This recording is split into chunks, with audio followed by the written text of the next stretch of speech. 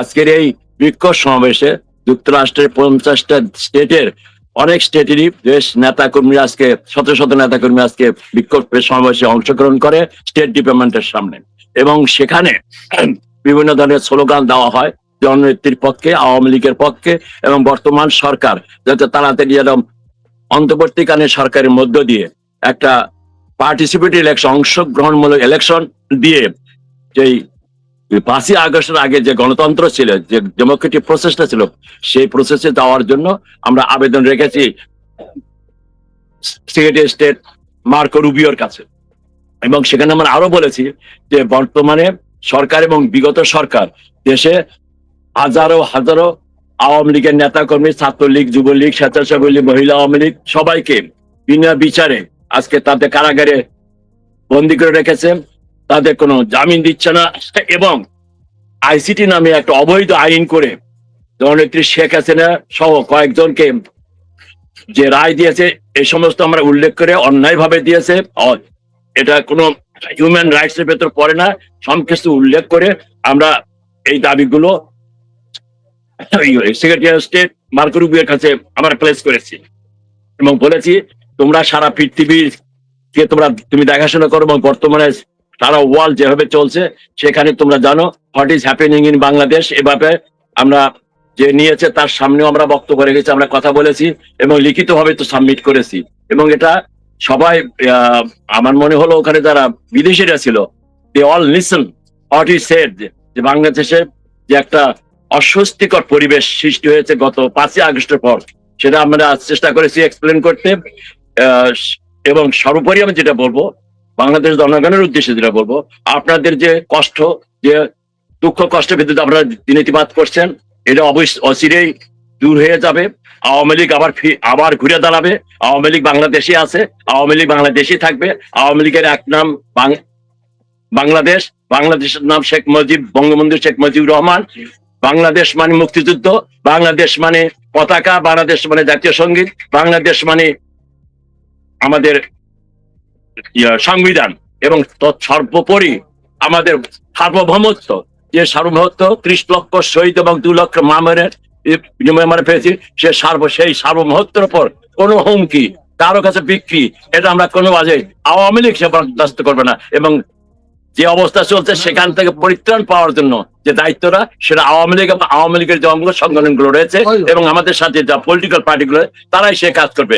অচিরেই আমার বিশ্বাস, আমরা সারা বিশ্বে এটা জানান দিয়েছি এবং সারা বিশ্ব আমাদের পক্ষে রায় দেবে বলে আমার বিশ্বাস। বাংলাদেশের জনগণ আমাদের সাথে আছে, এই আশাবাদ ব্যক্ত করে আজকে আমরা এই বিক্ষোভ সমাবেশের অংশ, আমি আপনার এই প্ল্যাটফর্মের মাধ্যমে যারা অংশগ্রহণ করেছে, বিভিন্ন স্টেট থেকে এসেছেন, তাদেরকে আমি ধন্যবাদ এবং কৃতজ্ঞতা। বিশেষ করে ছাত্রলীগের এক ঝাঁক, ছাত্রলীগ, যুবলীগ, স্বেচ্ছাসেবক লীগ, তারা দলে দলে আছে আজকে এই নতুন প্রজন্ম আজকে আমাদের এই বিক্ষোভ সমাবেশে অংশগ্রহণ করেছে এবং তারা বিভিন্ন ধরনের স্লোগান দিয়েছে, বক্তব্য রেখেছে। আমি সেই জন্য জননেত্রী শেখ হাসিনার পক্ষ থেকে যারা আজকে অংশগ্রহণ করেছে তাদের আমি ধন্যবাদ এবং কৃতজ্ঞতা জানাচ্ছি আপনার মাধ্যমে। আপনি আমাকে সুযোগ করে দেওয়ার জন্য সারা বাংলাদেশের যারা শুনছেন, যারা শুনবেন, তাদের কাছে আমার অনুরোধ, আপনারা হতাশ হবেন না। দেশ ফিরে পাবে, তার দেশ, তার পতাকা ফিরে পাবে, তার জাতীয় সঙ্গীত ফিরে পাবে, তার সবকিছু ফিরে পাবে এবং ফিরে পাওয়ার দায়িত্ব আওয়ামী লীগের। আওয়ামী লীগের নিষিদ্ধ করা, ঘোষণা স্থগিত করার ক্ষমতা কারণেই এটা সাময়িক, যেটা ঘটছে এটা সাময়িক, এটা আমরা কোনো নিষিদ্ধ বলে মনে করি না। জি, আমি একটু জানতে চাচ্ছি এই প্রোগ্রামটা কয়টার দিকে হয়েছে, কখন হয়েছে? এটি প্রোগ্রামটা আমরা শুরু করেছি 2টোর থেকে। ওখানে যে আমাদের লোকজন যাওয়া শুরু করছে 12টা থেকে। আমরা তো বিভিন্ন অঞ্চল স্টেট থেকে এসেছি। আমি শুরু করেছি 2টার সময়, তাই না? 2টায় শুরু করেছি। আচ্ছা, আমি 2টা শুরু করেছি, 2টা 15 বা 25-এর দিকে স্টেট ডিপার্টমেন্টের সেই ডেস্ক থেকে ডেভিড টার্নবুল সে এসে আমার কাছ থেকে on behalf of Marco Rubio সে আমার মেমোরান্ডাম আমার কাছ থেকে গ্রহণ করেছেন। আমি সবার পক্ষ থেকে আমি সেই মেমোরান্ডাম হ্যান্ড ওভার করেছি। যে আরেকটা একটা কৌতূহল আছে, সেটা হচ্ছে যে যেহেতু এখন ব্যাপকভাবে আলো হচ্ছে যে এই যুক্তরাষ্ট্রের সঙ্গে বাংলাদেশের অন্তর্বর্তীকালীন সরকার প্রধান ডক্টর ইউনূস যে চুক্তিটি করে গেছে সেটি নিয়ে ব্যাপক আলোচনা হচ্ছে এবং সবাই এটির নিন্দা জানাচ্ছে, প্রতিবাদ জানাচ্ছে, বিএনপি বাদে। বিএনপির নেতারা আনঅফিসিয়ালি এগুলোর বিভিন্ন সমালোচনা করেন, কিন্তু সংসদে এখন পর্যন্ত এটি নিয়ে কেউ প্রতিবাদ করেনি তারা। তো এই অবস্থায় মার্কিন যুক্তরাষ্ট্র এই যে বাংলাদেশ আওয়ামী লীগের যে দাবি, আপনারা আওয়ামী লীগের পক্ষ থেকে যেটি জানালেন, সেটি কি তারা কোনো ইতিবাচক ভাবে দেখবে বলে আপনি মনে করেন? যেহেতু তারা বেনিফিটেড হয়েছে এই নতুন সরকারকে ক্ষমতায় বসিয়ে, এটাই সবাই জানে। না, আমার আমার কথা হলো সেটা হবে না। বলছি, জনগণ আমাদের সাথে আছে। যারা এই চুক্তিটা করেছে তাদের সাথে জনগণের কোনো সম্পর্ক নেই, এবং সেটা আমেরিকা কিন্তু বুঝে। আপনারা, তারা হয়তো একদিক দিয়ে এক কথা বলবে, যখন দেখবে সারা বাংলাদেশের লোক আওয়ামী লীগের নেতৃত্বে যারা কথা বলবে, তখন এই সমস্ত চুক্তি কোনো বাস্তবতা তখন থাকবে না। এবং যেহেতু ইউনাইটেড স্টেট ডেমোক্রেটিক কান্ট্রি, তারা সেই সম্মান তারা দেবে। সেই সম্মান জায়গায় যেতে হলে আমাদের ঐক্যবদ্ধ হবে। এই যে জোরপূর্বক অবৈধ যে সরকার, অসাংবিধানিক যে সরকার আজকে এই কাজগুলো করেছে বা আগে করেছে, এদের বাংলাদেশের মাটিতে এদের কন্টেইন করতে হবে। আমি বলবো না এদের নির্মূল করা, এদেরকে আমাদের কন্টেইন করতে হবে। এদেরকে সবাইকে বাঙালি হতে হবে, এদের সবাইকে বঙ্গবন্ধুর অনুসারী হতে হবে, এদের সবাইকে জাতীয় সঙ্গীতের অনুসারী হতে হবে, এদের সবাইকে, আমি বারবার যে কথা বলি, জাতীয় সঙ্গীত এবং আমার পতাকার অনুসারী হতে হবে। তা না হলে আমার এই দেশ, সেই 30 লক্ষ শহীদ, 2 লক্ষ মা বোনের বিনিময়ে যে আমরা দেশ পেয়েছি, তাদের কাছে আমরা চিরঋণী হয়ে থাকবো। আপনি যেটা বললেন, আমেরিকা একটা democratic country, they will show respect to the majority people of Bangladesh, and majority people of Bangladesh will reject the unduly the agreement that has been signed by illegally unelected government. It has no strength, it has no legal strength at all.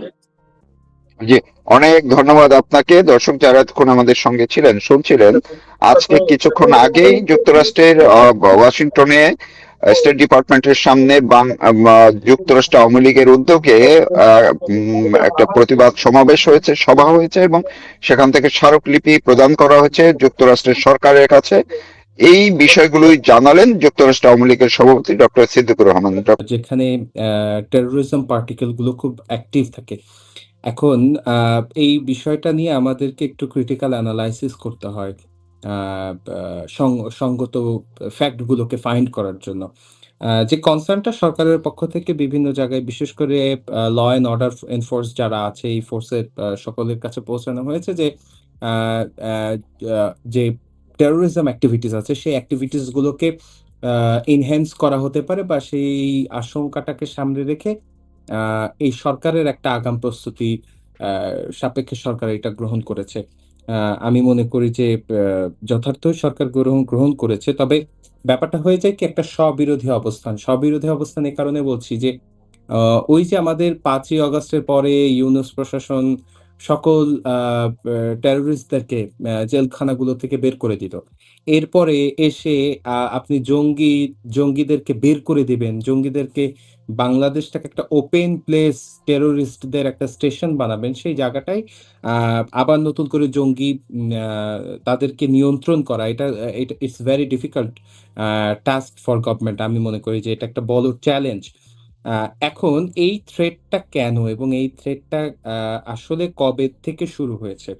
আমি যদি emerging পিরিয়ডটা বলি তাহলে আমি খুবই specific ভাবে বলবো যে 5 তারিখের পর থেকে এই অ্যাক্টিভিটিস গুলো যেগুলো আছে সেগুলো শুরু হয়নি। ব্যাপারটা হচ্ছে নতুন একটা ক্লিন চেক পাওয়া গেছে। অর্থাৎ এই জায়গাটাকে, এই ল্যান্ডটাকে তারা ইউজ করতে পারে এবং সেই ল্যান্ডটা ইউজ করার ক্ষেত্রে রাষ্ট্রযন্ত্রের পক্ষ থেকে যে বাইন্ডিংসটা আছে সেই বাইন্ডিংসটা থাকবে না। সেই একটা ক্লিন চিট কিন্তু আ আ ইউনূস প্রশাসনের সময় কিন্তু তারা ভোগ করেছে এবং তাদেরও একটা বড় সমর্থন কিন্তু ইউনূস প্রশাসনের উপরেই ছিল।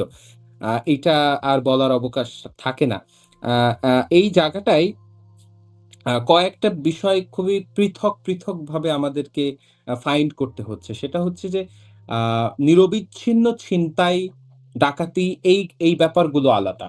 এই পোরশনটা আলাদা। অনেকে এই টেররিস্ট অ্যাক্টিভিটিস এর সাথে এগুলোকে গুলিয়ে ফেলে, মিশিয়ে ফেলে। আমরা মনে করি যে এইটাকে একটু ডিফাইন করা উচিত। এটা টেররিস্ট বা টেরোরিজমের কোনো এক্টিভিটিস না। আ বাংলাদেশের আর্থিক অবস্থা, জনদুর্ভোগ এই সকল ক্ষেত্রে আ নিম্ন আয়ের যারা আ সুযোগ সন্ধানী সেই মহলটা তো এইটার সুযোগ নেবেই। তো সেটা একটা আলাদা বিষয়। কিন্তু টেরোরিস্ট এক্টিভিটিস এর যে কথাটা, যে কনসার্ন টা বাইরের দেশগুলো থেকে আপনারা রিপিটেডলি ইউনুস রেজিমের সময় পেয়েছেন। আপনারা দেখেছেন তুলসী গ্যাবার্ড বলেছে, আমেরিকার পক্ষ থেকে বলা হয়েছে, ভারতের পক্ষ থেকে সেভারাল টাইম বলা হয়েছে এবং মালয়েশিয়ার কেসেও কিন্তু তারা খুবই সিগনিফিক্যান্টলি বলার চেষ্টা করেছে যে আ বাংলাদেশে তাদের টেরোরিস্ট এক্টিভিটিস চালানোর জন্য মালয়েশিয়াকে ল্যান্ড হিসাবে একটা একটা কমিউনিকেটিভ ল্যান্ড হিসাবে তারা ব্যবহার করেছে, যেটা মালয়েশিয়ার স্বরাষ্ট্রমন্ত্রীও কিন্তু তার বক্তব্যে এমফাসাইজ করেছে এবং এখানেও কিন্তু মালয়েশিয়াতেও কিন্তু অভিযান চালানো হয়েছে। এবং একটা বড় থ্রেট, বড় অভিযোগ কিন্তু বিগ মার্জিনে আমরা শুনেছি, যেটার বস্তুনিষ্ঠতা নিয়ে বিতর্ক থাকতে পারে। বস্তুনিষ্ঠতা কতটুকু রয়েছে, সেই রেলেভেন্সি কতটুকু আছে, গ্রাউন্ডটা কতটুকু সত্য সেটা নিয়ে আলোচনা হতে পারে। তবে এই গ্রাউন্ডটার অর্থবাচকতা আছে যে আ বা একটা একটা বিগ স্টেশন আমরা মনে করি যে আ দোহাতে এবং টার্কিতে, যেখান থেকে বাংলাদেশের একটা মহল আ চায় যে বাংলাদেশকে ডিস্টেবিলাইজ করতে এবং সেই আ জায়গাটায় মোটিভটা কি শুধুমাত্র বাংলাদেশকে কেন্দ্র করে কিনা সেই বিষয়টা নিয়ে যদি আলোচনা করতে হয়, আমি মনে করি যে এটা আ একটা কোয়ালিশন সিকিউরিটি ডিলেমা। অবশ্যই বাংলাদেশের ল্যান্ডটাকে ব্যবহার করা শুধুমাত্র আ আ বাংলাদেশের বা টেরোরিজমকে আপরাইজ করা বা এনহ্যান্স করার উদ্দেশ্যে নয়। এই জায়গাটায় আ একটা বড় স্বার্থ নিহিত আছে পার্শ্ববর্তী দেশ ভারতের সাথে। আপনারা দেখেছেন যে ভারতের পশ্চিমবঙ্গের নির্বাচন চলছে। সেই নির্বাচন, রাজ্যসভা নির্বাচন এবং আমাদের আরো কয়েকটি আ প্রতিবেশী রাজ্য যেগুলো আছে, সেগুলোতেও কিন্তু নির্বাচনের প্রক্রিয়া যেটা চলমান রয়েছে। সেই জায়গাটায় আ আ ভারতের জন্য এটা একটা বড় থ্রেট আমরা মনে করি। নিঃসন্দেহে এটা একটা ক্রস বর্ডার আ সিকিউরিটি ডিলেমার দিকেও গেলেও যাইতে পারে এবং সেই থ্রেটের জায়গা থেকে কিন্তু বিশেষ করে বর্ডার এরিয়া গুলোতে এই যে টেরোরিস্ট এক্টিভিটিস আছে, সেই টেরোরিস্ট এক্টিভিটিস এর কিন্তু আ আ আম আপরাইজিং টা বেড়েছে আমরা দেখতে পাচ্ছি। তো সেই জায়গাটায় সরকারকে অধিকতর সতর্কতামূলক অবস্থানে যেতে হচ্ছে এবং অনিচ্ছা সত্ত্বেও সত্য যে এই যে বাংলাদেশের যে জঙ্গিবাদটা, এই জঙ্গিবাদটা তো ২ টা বছর বিশেষ করে ইউনূস রেজিমের পুরোটা সময় তো আ প্যাট্রোনাইজড বাই আ বলা যায়, আবার আপনি যদি একটু ঘুরিয়ে বলতে চান যে স্টেট স্পন্সর করা একটা টেরোরিজম, সেই টেরোরিজমটাকে আমরা লালন এবং ধারণ করেছিলাম। বাংলাদেশকে এই কালো অধ্যায়টাতেও আসলে আ ব দেখতে হয়েছে। তো সেই জায়গা থেকে আ কতটা ডালপালা বিস্তৃত হয়েছে, এই লেংথটা, এই সারাউন্ডিংস টা বোঝা, উপলব্ধি করাটা আমার মনে হয় যে আ বেশ আ জটিল একটা সমীকরণ। আমাদেরকে এটা উপলব্ধি করতে হবে যে এটা কতটা স্প্রেডেড হয়েছে। আ এই যে এই অঙ্কটাকে আমরা আ একটু বুঝতে চাই যে আ আসলে এই পরিধিটা কত বড় হয়েছে? এইটার জনবল, রসদগত অবস্থান এবং কৌশলগত আ আপনার অভিমুখিতা কতটুকু এই টেররিস্ট অ্যাক্টিভিটির ক্ষেত্রে গেছে? আ এই জায়গাটায় একটা থ্রেট মিটিগেট করা গেলেও টেররিস্ট অ্যাক্টিভিটিস টাকে আমরা মিটিগেট করতে পারিনি। এটাই বিগ মার্জিন এ সত্য। কেননা আ এই জায়গাটায় একটা নতুন ইনস্টলমেন্ট তো হয়েছে। একটা বড় সময় ধরে নতুন ইনস্টলমেন্ট এবং এই টেররিস্ট ইনস্টলমেন্ট এর মাধ্যমে কিন্তু তারা তাদের গোল সেট করেছে। টেরোরিজমটা আসলে কি? টেরোরিজম আমরা শুধুমাত্র সন্ত্রাসবাদটাকে তো বলি না। এইখানে উগ্র জঙ্গিবাদী গোষ্ঠী জড়িত। তাহলে এই গোলটা কি? তাদের আসলে অ্যাকশন প্ল্যানটা কি? সেই অ্যাকশন প্ল্যানটাও আমাদেরকে একটু অনুধাবন করতে হবে এবং সেই অ্যাকশন প্ল্যান গুলোকে আ অ্যাকিউজ করেই কিন্তু আমাদেরকে ফ্যাক্ট গুলোকে ফাইন্ডিং করতে হয়েছে। তো সেই জায়গাটায় আমার কাছে আমার ব্যক্তিগত এনালাইসিস যেটা বলছে যে আ বাংলাদেশের এই যে টেরোরিস্ট ফার্মটা, এই টেরোরিস্ট ফার্ম গুলো বা টেরোরিস্ট অর্গানাইজেশন গুলো বা গোষ্ঠীগুলো আ আ একটা বড় অংশ, আমি বলব যে এটা সিংহভাগই কোনো ক্ষেত্রে যদি বাড়িয়ে বলি যে পুরোটাই বাইরের একটা স্টেশন থেকে, হয়তো দোহা থেকে, না হয় টার্কি থেকে, না হয় মালয়েশিয়া থেকে, না হয় পাকিস্তান থেকে, এই যে ফার্মগুলো আছে তাদের একেকটা গোষ্ঠীর একেক ধরনের অ্যাকশন প্ল্যান থাকতে পারে এবং এই জায়গাটায় অক্সিলারি ফোর্স হিসাবে একটা টেরোরিস্ট গোষ্ঠী আরেকটা টেরোরিস্ট গোষ্ঠীর সাথে ইন্টারকানেক্ট থাকে। তো সেই জায়গাটাই একটা কালেকটিভ ফোর্স হিসাবে যদি পুরো বাংলাদেশে কয়েকটি স্পট তারা কোয়ালিশন করে যদি তাদের অ্যাকশনে যেতে চায়, সেক্ষেত্রে সরকারের জন্য it's very difficult to control them এবং এই সোশিও পলিটিক্যাল আনস্টেবল সিচুয়েশনে সরকারের জন্য বেশ কঠিন হবে।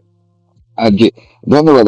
আমি এই প্রশ্নটা আপনাকে করতামই যে এই জঙ্গিবাদের যে কথা সরকারের পক্ষ থেকে বলা হয়েছে, যে উগ্র জঙ্গিবাদী গোষ্ঠী বা গ্রুপ তারা কতটা লোকাল আর কতটা বাইরে থেকে, আন্তর্জাতিক সম্পৃক্ততা এদের কি রকম এবং কোন কোন সংগঠনগুলো, সেটিও অনেকটাই এখন প্রকাশ্য হয়ে গেছে। যেমন সর্বশেষ যেটি বলা হচ্ছে যে সেনাবাহিনী বা নৌবাহিনীর মধ্যে যারা আছেন, এমনকি টিটিপির কথা বলা হয়েছে পাকিস্তান বেস, তাদেরও কেউ কেউ আছে, তাদেরকে কয়েকজনকে আটক করা হয়েছে ইত্যাদি, এইসব নিয়ে নানান কথাবার্তা আছে। আমি যদি আরেকটু, এটা যদিও আন্তর্জাতিক সম্পৃক্ততা একটু ভিন্ন ভাবে, কিন্তু আন্তর্জাতিক বিশ্ব তো এটিও দেখেছে যে এর আগে যেবার যখন বাংলাদেশে ব্যাপক মাত্রায় জঙ্গিবাদী কার্যক্রম চলেছে, হামলাগুলোর ঘটনা হয়েছে, সেটিও ছিল সেই এই বিএনপি আমলে, অর্থাৎ 2001 থেকে 2006 এর মধ্যে যত বড় বড় ঘটনাগুলো ঘটেছে।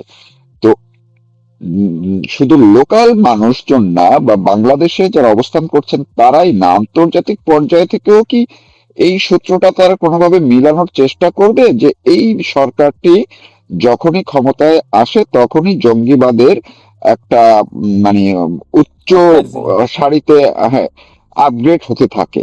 এইটা বাইরে থেকে কিভাবে তারা এটা নিতে পারে বা দেখতে পারে, বা এটা আদৌ দেখছে কিনা?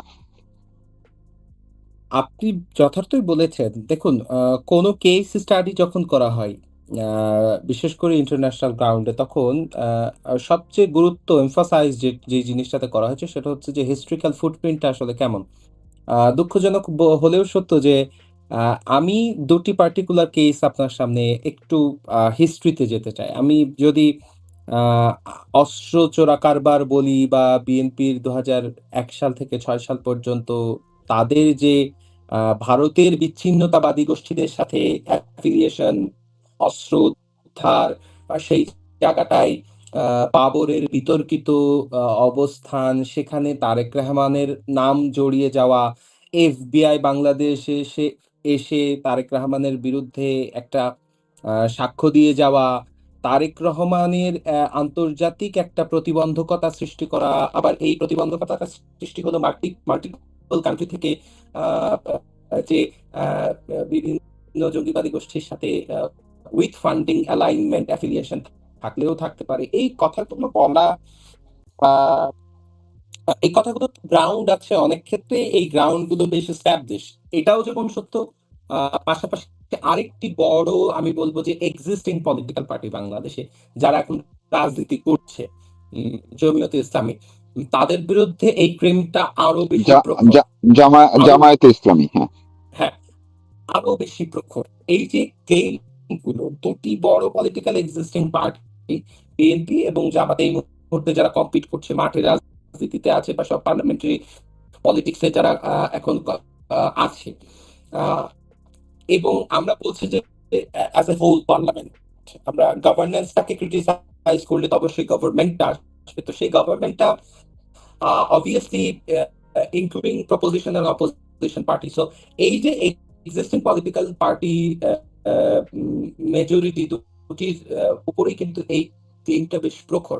তো এখন এই পার্লামেন্টটা, এই নির্বাচনটা হওয়ার পরে এটাও একটা বড় চ্যালেঞ্জ যে সরকার এখনো পর্যন্ত প্রপোজিশন এবং অপোজিশন, ট্রেজারি বেঞ্চ এবং অপোজিশন বেঞ্চকে খুব একটা বেশি পৃথকভাবে দেখাতে পারেনি। বহির্বিশ্ব এটা দেখছেন, অভ্যন্তরীণ ভাবেও মানুষ এটা বিশ্বাস করতে চাচ্ছে না যে এরা পৃথক পৃথক।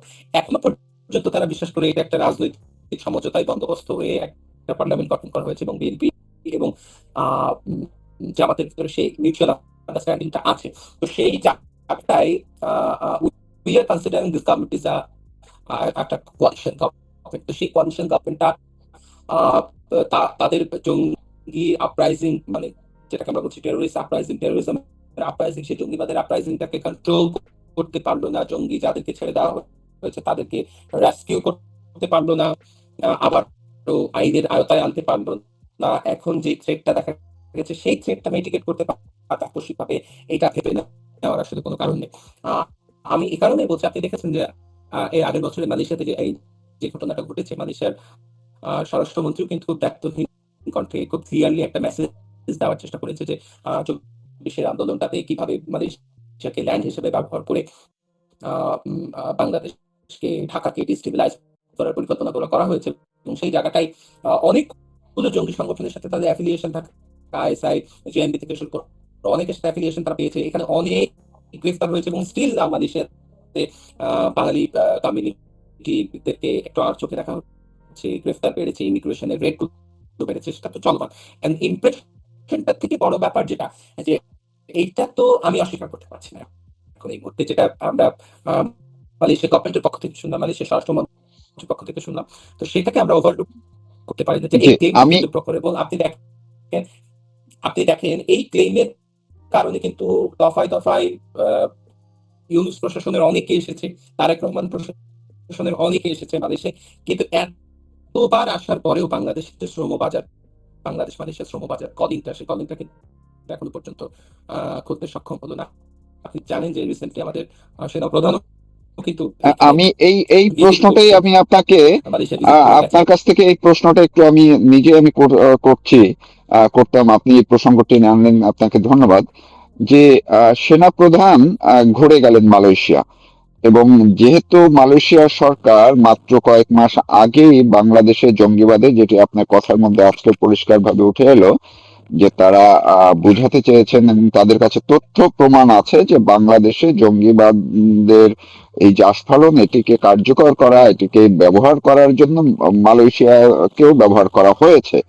তো সেনাপ্রধান যখন আসলেন, আপনার কি ধারণা বা আপনার কাছে কোনো ইনফরমেশন কিছু আছে কি না যে মালয়েশিয়া সরকার কি জঙ্গি বাংলাদেশের বর্তমান জঙ্গিদের ব্যাপারে বাংলাদেশের সেনাপ্রধানকে কিছু জানিয়েছে কিনা, কোনো কিছু অবহিত করেছে কিনা? আরেকটি, যে সেনাপ্রধান যেদিন গেলেন তার ঠিক পরদিনই কিন্তু বাংলাদেশের প্রশাসন, পুলিশ প্রশাসনের পক্ষ থেকে এই অ্যালার্টটা দেওয়া হয়েছে। আপনি এটার সঙ্গে কোনো কিছু পাচ্ছেন কিনা যোগসূত্র? আপনার বোধহয় নেটে একটু সমস্যা করতেছে কিনা, নাকি? হ্যাঁ, এখন কি আমাকে শোনা যাচ্ছে ক্লিয়ারলি? আমি আপনার প্রশ্নটা বুঝেছি। আমি যে বিষয়টা, বিশেষ করে বাংলাদেশের সেনাপ্রধানের মালয়েশিয়া সফর সম্পর্কে যে বিষয়টা আমি আমার মনে হয় আপনি একটু বের হয়ে আবার ঢুকবেন কিনা, আপনার কথা শোনা যাচ্ছে না। দর্শক, আপনাদেরকে অনুরোধ করছি, এটি খুবই গুরুত্বপূর্ণ একটি পয়েন্ট আলোচনার, আপনারা একটু সঙ্গে থাকুন। আমরা একটু টেকনিক্যাল জায়গাটা একটু ক্লিয়ার করার চেষ্টা করছি। আপনি একটু বের হয়ে আবার একটু ইন করবেন কিনা স্যামুয়েল জনসন, প্লিজ।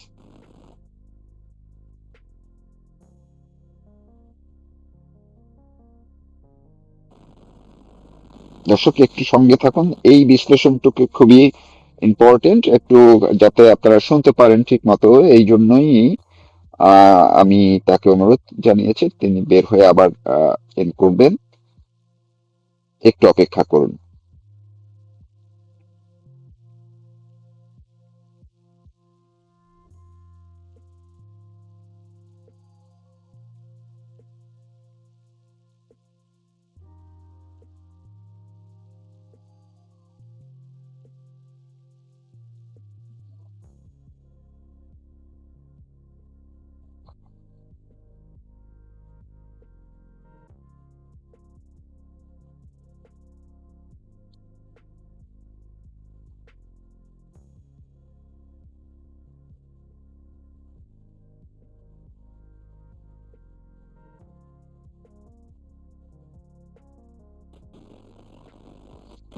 জি, ধন্যবাদ। আশা করি এবার ঠিক আছে মনে হয়।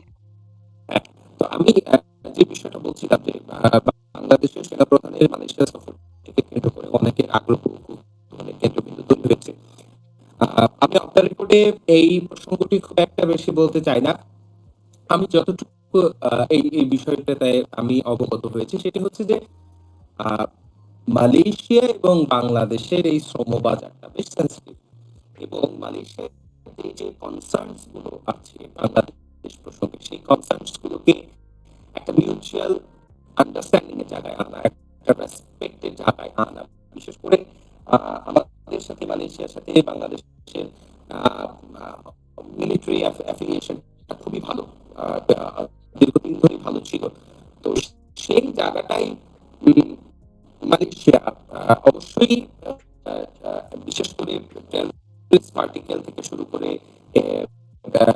ন্যাশনাল সিকিউরিটি হ্যান্ডেল, এই বিষয়গুলো নিয়ে সেনাবাহিনীর সাথে আলোচনা আলোচনা বিশেষ করে সেনাবাহিনী পর্যায়ে আলোচনা হতে পারে। এবং এই জায়গাটাই যে একটা গুরুত্বপূর্ণ বিষয়, বিশেষ করে এই জঙ্গিবাদ, বিশেষ করে অ্যান্টি টেরোরিজম কে নিয়ে হয়েছে, সেই বিষয়টাও কিছুটা আভাস পাওয়া যায়। এখন ওই কনফিডেন্টটা বিল্ড করা যে বাংলাদেশের এই টেররিস্ট পার্টিকেল গুলো কিভাবে তারা মিটিগেট করছে, এই কনফিডেন্টের জায়গাটা আনায়ন আমি মনে করি যে কোনো ডিপ্লোম্যাটিক বা যে কোনো দ্বিপাক্ষিক সম্পর্কের জন্য, বায়োলেট্রাল রিলেশনের জন্য অত্যন্ত জরুরি একটা আমি বলি যে পন্থা। সেই পন্থাটা অবলম্বনের প্রসঙ্গেই হয়তো এই দুই দেশের ডিফেন্স পর্যায়ে এই বৈঠকটা সম্পূর্ণ হলো। সেই জায়গাটাই ক্লোজ ডোর অনেকগুলো ইভেন্ট থাকতে পারে এবং ক্লোজ ডোর অনেকগুলো ম্যাটার নিয়ে আসলে আলোচনা হলেও হতে পারে, কিন্তু সেখানে যে একটা গুরুত্বপূর্ণ আলোচনায় গুরুত্বপূর্ণ অংশ জঙ্গিবাদকে সাপ্রেস করা বা জঙ্গিবাদকে মিটিগেট করার বিষয়ে বাংলাদেশ প্রসঙ্গে হয়েছে, সেই বিষয়টা মোটামুটি ধারণা করা যায় এবং নির্ভরযোগ্য সূত্রগুলো থেকে সেই আভাস পাওয়া যাচ্ছে।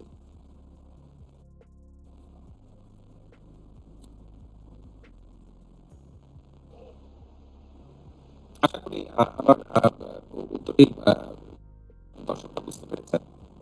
জি, অনেক ধন্যবাদ আপনাকে। দর্শক, খুবই দুঃখিত যে শেষ দিকে আসলে খুবই ইম্পর্টেন্ট একটা সময়ে আমাদের টেকনিক্যাল একটু সমস্যা হওয়ার কারণে কথাগুলো ঠিক মতো হয়তো শোনা যায়নি, কিন্তু একটু কষ্ট করে হলেও বোঝা গেছে আর কি।